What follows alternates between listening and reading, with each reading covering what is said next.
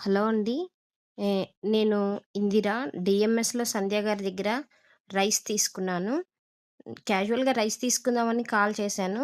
ఆహ్, కాల్ చేసినప్పుడు brown rice పిల్లలు తినట్లేదని చెప్పి తనకి చెప్పాను.